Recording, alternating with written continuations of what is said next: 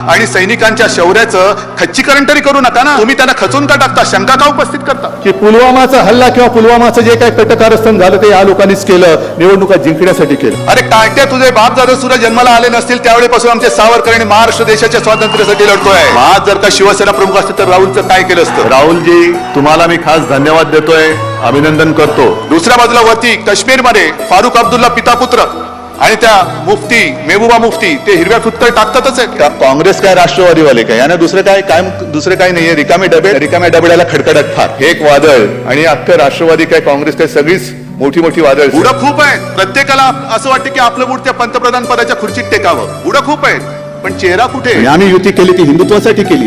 आणि नसता दिला भाजपला पाठिंबा तर 370 कलम काढू नका सांगणाऱ्या कर्मदरिद्र काँग्रेसला जायचा. तमाम हिंदू बांधवांनो, भगिनी आणि माता, जमलेल्या माझ्या तमाम देशभक्त देशप्रेमी बांधवांनो, भगिनी आणि मातांनो,